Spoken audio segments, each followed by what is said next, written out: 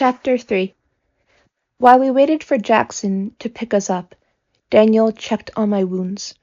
He took the shirt away from my neck and touched it with gentle fingers. It stung and throbbed, Daniel's touch only making it worse. I kept up a long string of expletives under my breath to keep from crying. Finally, along with my flow of words, which would have made a sailor blush, he moved on to my hands and arms. These don't look too deep. When we get back, we'll need to clean it. Your neck, on the other hand? I nodded at the ground, understanding the seriousness of the wound, but determined to downplay it. It's not that bad, I said. I sensed him rolling his eyes, but he didn't comment. He circled around and lifted my chin with one finger, delicately, sensing my emotions. Hey, it's okay. His green eyes glittered around the moisture from the rain, which was clinging to his face and eyelashes. His words cleared the dizziness and the chaos of my conflicting thoughts. The realization I had made while we had been walking found words on my lips. It's not okay, I said slowly, staring at a large bush where water was dripping down constantly from a tree above it. I picked up a rock off the forest floor and weighed it in my palm for a moment. I'm sick of this. I threw the rock at the bush. Getting hurt?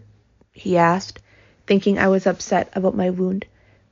Being hunted. I'm done. I'm through. Daniel sighed. You can't just turn that off, Claire. It's part of who we are. But you can fight it, I said. Daniel was hurt. You think I've just been sitting around amusing myself? I've been trying to get answers. I've contacted everyone I can think of to find out why Marcus is after you and how we can prevent him from getting what he wants. Answers don't matter, I decided. Not nearly as much as stopping this from happening again. I'm sick of the tension, of waiting around for the next attack. I'm sick of always having to be guarded and feel like I'm in a small little box of silent terror. I won't do it anymore. I swayed a little as I stood up. I'm done running, and I'm done pretending like everything is normal. Nothing about my life is normal, and I have to protect Ellen. What if she had been with me instead of you? She'd be dead. You'd both be dead, Daniel corrected. His face was narrowed in thought, his eyebrows almost touching his nose. Right. I hated I wasn't more able to protect the people in my life, but was no less determined to do what I had decided. I'm going to take the fight to Marcus. He's the one hunting me. He's the problem. Do you know what you are saying? Daniel asked me. Yes, I said automatically. Do you? He stepped closer, generating an aura of alarming intensity. I wasn't intimidated enough to step away. I had a purpose, and that made me stubborn. Yes. He doubted me. He expressed his doubt in words that were careful, precise. It means more death, possibly people you care about. It means having to kill again. It means fighting hard and perhaps fighting for a long time. Marcus isn't an easy target. He's paranoid. He switches locations often. No one knows where he's going to be on any given day. Only his most trusted companions, and even they are sometimes left in the dark. He has an army of loyal fanatics who are all as paranoid as he is. A whole army of seekers and night stalkers willing to do his bidding for money, power, whatever. And we have, well, 4 of us, not including Han and Beatrice, who I would never ask to fight. I would rather fight than run, I said. That's my choice. I don't care about the odds. I don't care why he's after me. I just want it to stop. I just want to stop him from doing it to anyone else. Daniel's lips moved to form a reply, or perhaps to tell me about the mysterious plan he had. But he was cut off by the sound of tires ripping through the dirt road. We both turned at the sound. Jackson appeared over a hill in a large, rusted truck, his grin impressible. Despite the danger we were all in, Daniel kicked at an unoffending pine cone and looked down at his hands where my blood drenched the tips of his fingers. His face contorted with a strange emotion. Fear at what my blood could do? Or irritation at the interruption? I couldn't tell. We'll talk about this later, he said. Yes, we will. Need a lift? Jackson asked. We wouldn't mind one, Daniel said. I thought we weren't supposed to take rides from creepy-looking strangers, I asked. I could leave, Jackson threatened playfully. On second thought, a ride would be great. I crawled in the large, covered back, ignoring Jackson's mocking smirk. Daniel crawled in after me. He sat next to me and put his hand on the cloth to keep it in place on my neck. His hands were gentle, his presence a reassurance that everything would be okay. Jackson turned the truck around without any more banter and drove us down the unnamed mountain I would remember forever. The 2 men blurred in and out of focus as I thought a sleepy darkness, now that I had verbalized my choice, had expelled the energy of that choice. I was incredibly tired. Daniel kept in constant contact with me, his thoughts working hard to keep me conscious as he filled Jackson in on the story. I tried to focus on their words, but I simply couldn't. It was as if they were speaking in a language I was too tired to understand. It didn't take us long to get to Daniel's house. I felt every bump, every jar, and every painful shift in the road. The mansion I had come to love as a second home stood stark against the darkness. Bright flowers and manicured hedges were bent from the divulge of water the storm had brought. The moss on the stone wept with the rain, dripping a constant waterfall on the steps and ground. Jackson pulled the truck to the broad steps of the front of the house, and Daniel helped me out. He took the pieces of his shirt away as he helped me up the stairs. I can fix it, but it'll mean stitches. I'll need some things, though. Stitches, I repeated. Yes. Jackson had followed us up the stairs. I'll go steal some stuff from the hospital, he offered. All right. You know what to get? I think I can manage, Jackson said. He reached out and very gently ruffled my hair. Learn to use those feet. They are great for not falling down. I'll keep that in mind, I said. Jackson's answering grin was lopsided. He turned and started back down the stairs. Daniel shut the door behind us, shutting out Jackson's departure. "He won't be gone long," he assured me. "How bad is it?" Beatrice asked, stepping out through the door which led to her lab, her warm brown eyes full of worry. Her auburn hair was thrown into a messy bun, and her youthful face was tight with anxiety. "I'm okay," I said. Daniel sighed, annoyed. "She's not okay." "Come sit down," Beatrice said.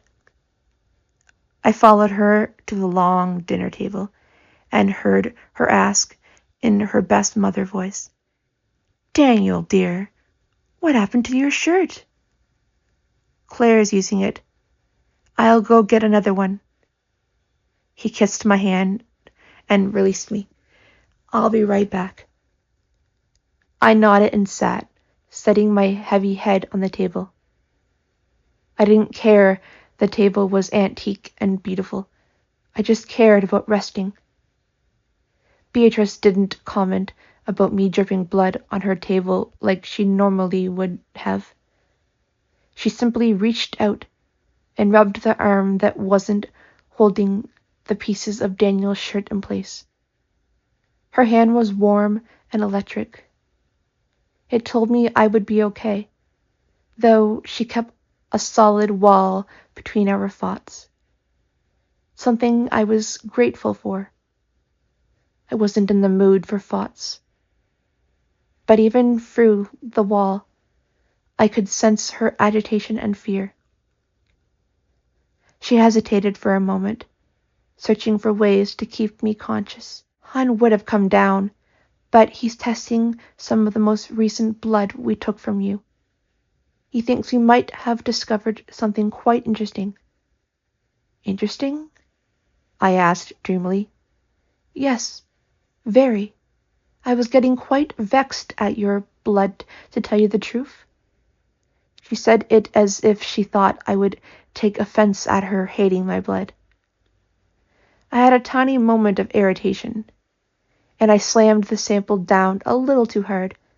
It broke and mixed with another sample I was working on for a friend of mine.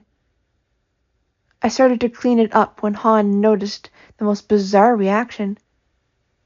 He checked in the microscope to be sure. Of course. And he was right. "Right?" I asked. "Yes. Your blood changed the blood I was working on. More than that, it got rid of the cancer cells I was trying to isolate. And your blood did all this without changing. It would seem you have a sort of auto-response mechanism." Beatrice frowned. But the merging wasn't quite right. It seemed tenuous, breakable, like it didn't want to complete its hold on the second blood. "Because I hadn't given it permission," I said dreamily. Her science talk, while interesting, wasn't enough to keep me awake. A dark cloud of wonderful rest swirled around my eyes, and I felt it pull me down. I closed my eyes. "Claire!" Daniel's voice was sharp. I jerked out of the darkness and found Daniel again. He wore a black, crumpled shirt, which looked as if he had picked it off the floor, and his face was worried. "Sorry," I apologized when I saw his worried face. "Don't apologize. Just don't fall asleep." "Okay," I said. He made me put my head back on the table and started cleaning the wound with a small first aid kit. His hands were certain, confident. "It's lucky you didn't fall harder. If you had, I don't think you'd be walking." "Lucky?" I questioned. "Han is about to call for you," Daniel told Beatrice. He wants to run a theory past you about Claire's blood. It was a kind dismissal, but a dismissal all the same. Beatrice nodded and stood, not taking offense at the fact that he wanted to be alone with me. She touched my arm again. Let me know if you need anything. Thanks, I said into the table. We were left alone, and, for a long moment, we were silent. Daniel checked the wound for debris and cleaned it thoroughly. Through our touch, I heard him going over technical medical terms I'd only read on WebMD. How do you know so much about medicine? I asked to keep my mind away from sleep and the pain, wanting to hold true to my promise of staying awake. Med school. Lost a bet to Jackson in the 60s. But he lost a bet to me not long after. He had to join the circus for 2 years. Best 2 years ever, he said with a chuckle. I didn't miss a performance. Dr. Adams? I asked. That's great. Fantastic. What? Next, you are going to tell me that you've built rockets for NASA, hung out with Albert Einstein, and invented the telephone, I said dryly. I would never take credit for inventing the telephone, he replied. I hate you, I said. Liar. I would never lie, I said. Everybody lies. Sometimes you have no other option. There's always an option, I replied. His hands lifted off my skin, and he set his elbow on the table. There was a long moment of isolation between us. Then he stroked the side of my face with the hand not resting on the table. He started talking, picking topics he knew would keep me awake. Though our conversation was interesting, it wasn't enough to take away the severe pain. When Jackson returned with the medicine, I was more than ready for pain relief. Margaret is with Alex, he told us. He was in a pair of stolen scrubs, his long hair tied back. He looked every inch a professional doctor. She called Ellen, but no one is picking up. That's because she left her phone at home, I said. She always does when she goes on a date with Sam. I'm sure she's fine, Daniel said.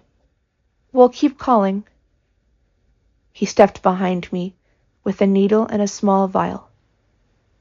You are going to feel a sharp sting. I already feel a sharp sting. Then you are going to feel it worse, he said. Awesome.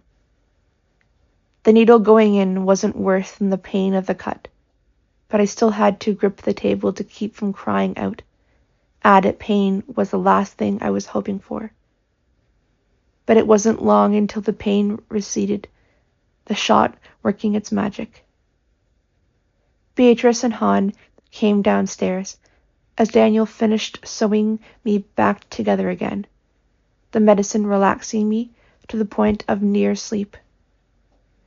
Daniel moved me to the sofa, careful to lay me on my side, and they started talking about the attack in more detail.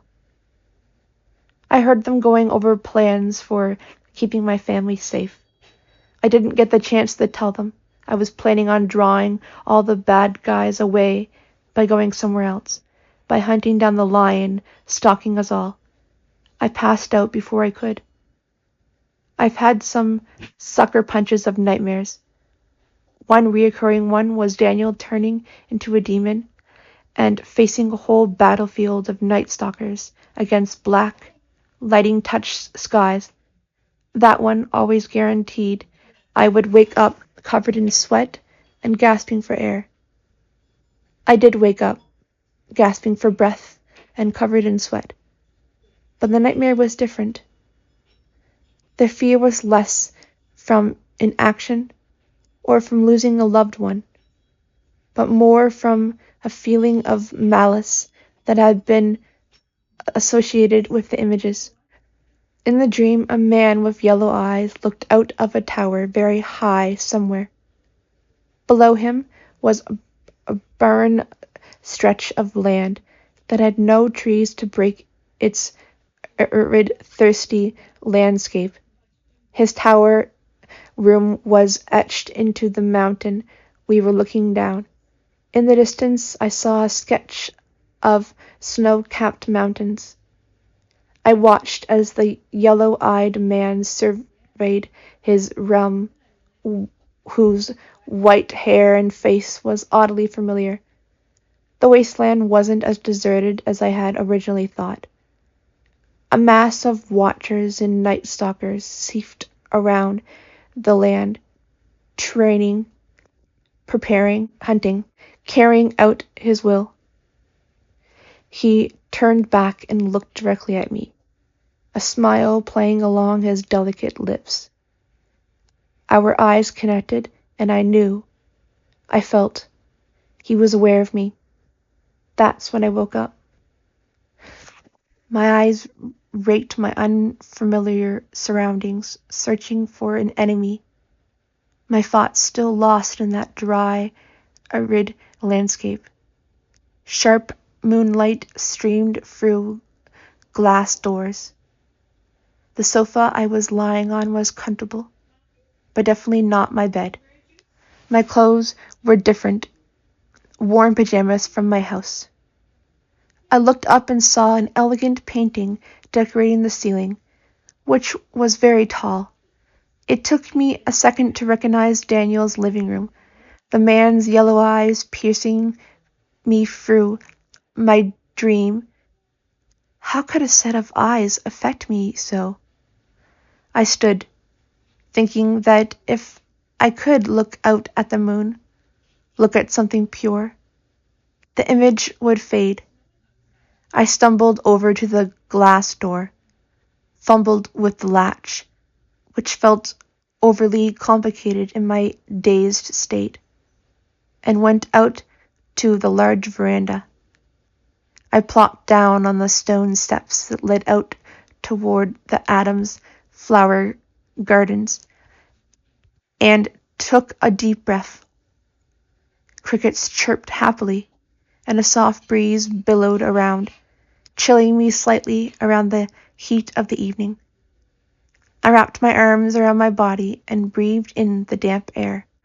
My vision swirled again, in a very different way than head trauma, as I looked out over the dark.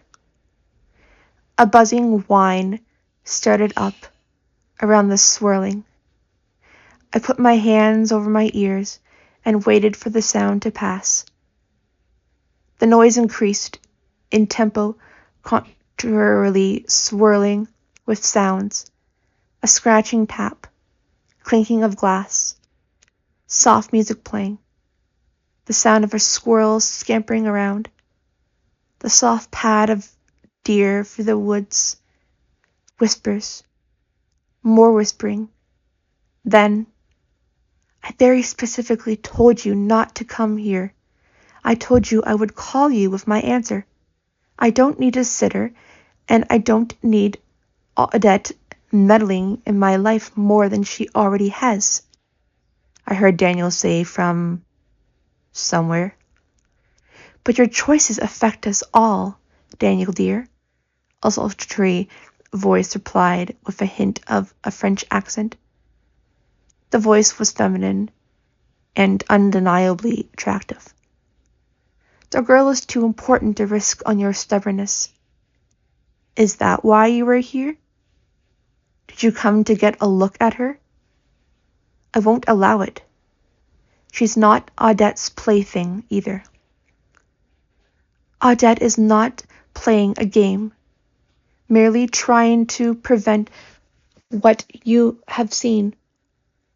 Besides, phone calls are too easily traced. What we have to discuss should remain between us, I think. I haven't made my choice. I told you that already, Daniel said. Audette says otherwise, the woman said. Oh, and what does the all-powerful seer see? Daniel asked scathingly.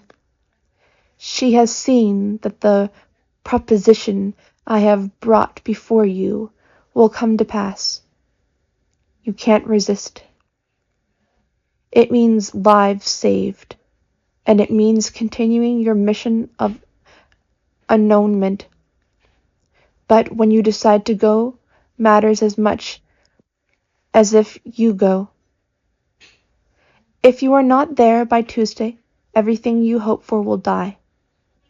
I don't need vague hints and cryptic messages from some two-bit pawn of a meddling elder who has nothing better to do than to try and coerce me to join her hapless crusade, Daniel said.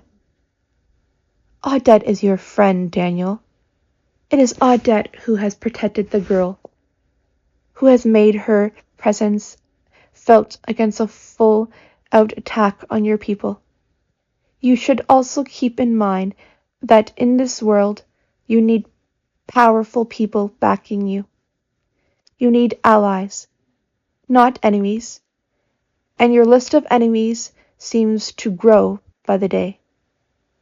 Was that a threat? Daniel asked. A reminder. Serenity.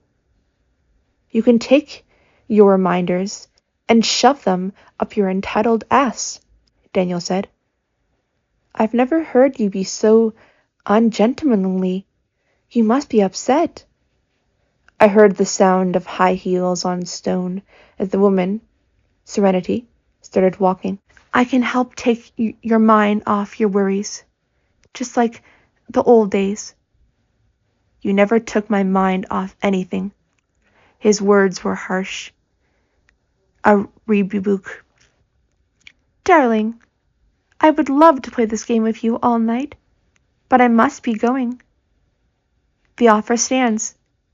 You know where to come if you decide to listen to common sense. I heard a much closer sound in front of me and looked up. Out from the tall hedges, Daniel and a woman appeared at the bottom of the steps I was perched on. It was lovely to see you again, Serenity said as they paused near the shrubbery. I peered through the darkness, wanting to see the owner of that decidedly feminine, sultry voice. Someone inside the house obligingly turned on a light. It cascaded through the window, casting its shade on the hard stone. I didn't like what I saw. Her face was elegant and beautiful, the dark ebony skin unmarked by time. Dark black hair trailed down to her thin shoulders. She wore a dark purple dress with black shoes I would look ridiculous in. The sultriness I had heard in her voice carried over to her form, filling out the dress with unrelenting curves. Enchanting, Daniel said, pushing away the hand she had placed on his arm. She smiled. I'll be waiting. He nodded and didn't reply, his face twisted into indecision and anger. She glanced up the steps at me, obviously aware of my presence, and I saw her eyes were a sharp gold. They cut through the darkness eerily, like a wolf's. She smiled at me and bent toward Daniel to give him a goodbye kiss. Then she was gone, leaving Daniel to the company of the wind and whispering through the hedgerows, the pale moonlight, and, of course, me. He waited a minute, his hands tucked in his pockets, as he stared after her. Then he started his slow way up the stairs. He paused on the third stair, up, his eyes large, finally noticing me. I would have found his expression of surprise and boyish alarm amusing had I not been sniffing around the headache. "You were up," he began cautiously. "I thought you would be out for the rest of the night." "Did you?" He rearranged his expression and came up the rest of the stairs. "How do you feel?" I pointed to where Serenity had disappeared, my face a question. I wasn't in the mood for his distractions. He made a face and explained quickly. "She's an old friend. Knew Jackson from the Second World War. He was stationed in France. Lied about his age to get in the army, and met her during a mission with the French Renaissance." "Where's Jackson?" I asked. Surely he wouldn't want to miss out on seeing his old friend. "He's—" I saw a lie forming. I shook my head. "Forget it. If you don't want to tell me who Serenity is, or why you have to be somewhere by Tuesday, then just forget it." I stood up, my anger overriding my pain, and went inside to cut through to the front of the house. I would find a way home, even if it meant stealing one of the cars. It was better than being lied to. He ran after me and caught my arm, blocking the way. His green eyes danced with black anger. "You have no right. You have no idea what I've put up with, what I've had to do." "That's right. You know why? You're not telling me a damn thing. You can't think of a single reason why not, huh?" he snapped back. "Like the fact that you do stupid stuff without thinking?" My hands clenched and unclenched in anger as a thought occurred. The pieces of his actions and meeting merged together into a situation that made sense. "You were going to leave, and you want to leave me here, don't you?" He didn't reply. His eyes bored into mine in sudden fear. "Don't you?" I yelled. "I don't know," he yelled back. Beatrice and Han appeared in the door that led to their tower lab, their eyes alarmed. Jackson hovered on the massive steps that led upstairs. "Is everything okay?" Han asked. "No," I growled. I stomped past them and opened the door. Daniel caught up with me again, but I threw his hand off. "You are not leaving like this," he said. The black was gone from his eyes. They were more panicked now, less upset. He saw I was serious, and something about that terrified him. "To hell I'm not!" He put his hands in front of me in the air, a peace offering. "What do you want me to do? I'll do it." Beatrice and Han disappeared back up the stairs, giving us space. Jackson lingered a moment more, his eyes curious. "Tell me the truth," I demanded. He crossed his arms and sucked in a harsh breath. "Serenity was here because she is one of my contacts. I went to meet her instead of helping Beatrice like I said I was." His nostrils flared, and his hands clenched in anger. "She has found a way for me to find out why Marcus is after you, and possibly get enough information to find out where he is." "And?" I demanded impatiently. "What's the plan? Can we sit like civilized people first?" I still had one foot out of the door. I realized it probably wasn't the best way to find out information. I nodded and followed him back to the living room. I sat on the sofa, my arms crossed and my feet ready to move in case I sensed another lie. He perched on the edge of the coffee table, so he was facing me. He looked down at his strong hands for a long moment, collecting his thoughts. Marcus trusts no one, a byproduct of his youth, but he's always practical. In cities all across the world, he has nests, which are a collection of seekers. It's where he does his recruiting and training for that city, and it's where he holds other watchers to sell them on the black market. In New Orleans, his old recruiter met an unexpected end through an encounter. Stupidity on his part. He messed with the wrong group of people. Marcus is in need of a replacement.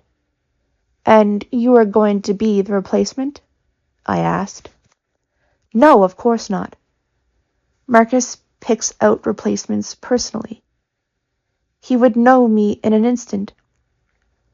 The man that Serenity thinks they are going to choose is relatively new, but brutal, a perfect candidate to lead the seekers down there. He paused thoughtfully. The thing about the men Marcus chooses is that they are, to a fault, paranoid. They spend a lot of time right at first securing their power in the nests, getting rid of old hands. Allies are always needed. Serenity suggested that I let myself be recruited, then worm my way up to the new leader's ear. I thought about it. Extremely dangerous, doomed to fail, and rationally will never work. You think I shouldn't go? He asked. His eyes sparkled with determination to go, despite my answer. I think you should take me along. He was surprised. No. Yes. No. You can't act like it's okay for you to go into danger and not me. You are going despite the danger. So am I said. Just because I'm thinking about doing something dangerous doesn't mean you need to stick your neck out too, he said. I can take care of myself. Besides, the last place they would expect me to be is in a city where a nest is. They would never think I'd go walking into the lion's den, I said. Because that would be amazingly foolish. His eyes lit up as a way to get me to stay occurred to him. What about Ellen? Are you just going to leave her? I hesitated. What about Ellen? Ellen and I will talk. She'll let me go if I explain my reasoning. She trusts me. It came out harsher than I intended. But can you leave her? Can you leave everything you know to hunt Marcus? I don't know how long it will take. I don't know if it will even work. We might be talking weeks, and we might be talking years. Can you stand to be away for that long? Can you give up so much? High school, college, normalcy, gone, he said. I have to do what I know is right. The only way to really protect her is to get rid of the threat. Plus, if you are right about this life, I know I will be faced with that choice eventually anyways. My years will be longer than hers that go beyond normal.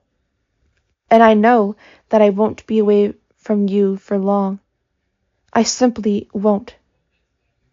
He smiled. Then something occurred to him. His face fell and he stood. He backed away from me and what I was suggesting. No. No. You are not coming. I won't be there to watch out for you. What if something happens? He asked. What were you planning on doing with me? I asked tartly. Stuff me into a box until you return? Not going to happen. Besides, I get the feeling a new leader for one of these nests means a lot of violence. I can help protect people. I may not be superhuman yet, but I can help carry on your mission of saving people. Especially if Margaret and I go with you, Jackson said, walking into the room. He had been eavesdropping on us, not as gone as I had thought. Daniel threw up his hands in exasperation. I think he had been counting on Jackson to keep me here, my figurative box, until Daniel returned. I can't take the whole world with me, Daniel said. You were overthinking it, Daniel, Jackson replied. Am I? These people are trained to track watchers. They are trained to find people like Claire, like Margaret, like you. They would find you. We've managed to not get caught before, Jackson said indifferently, plopping down on the sofa next to me. And this place doesn't seem to be that safe anymore. Not after tonight. Tell you what, I'll duel you for it. If I win, Margaret and I, along with Miss Stubborn, of course, can come along without any complaints on your part. If you win, we all stay here and hate you from afar. I can live with that compromise, Daniel said eagerly. Rules? No use of talents. Man to man. Weapon? Sword, Daniel said with a grin. They both stood and sized the other up with a professional eye. Claire, can you referee? Jackson asked, not looking away from Daniel as he spoke. The headache was back now that I wasn't angry anymore, but this was my chance to be a part of Daniel's next adventure. I was willing to do whatever it took to go with him, in a way that meant me not having to find my own way to New Orleans. I pushed away the pain of the headache and focused on what we were doing. I don't really follow what we are doing, I admitted. Daniel and I are going to fence. The winner takes all, Jackson said. What are the rules? I've never done it, I said. Daniel looked at me in mock shock. You mean Ellen didn't put you in that class too? No. We never got around to fencing, I admitted. The way we play it is that the first person to get 5 strikes on the torso is the winner, Jackson explained. It has to be the torso. Okay. Daniel disappeared upstairs, so eager to make us all stay in King's Cross that he took the stairs 3 at a time. When he came back, he was carrying 2 fencing foils with a smirk on his handsome face. He thought he couldn't lose. I hoped, for the first time since meeting him, that he lost spectacularly.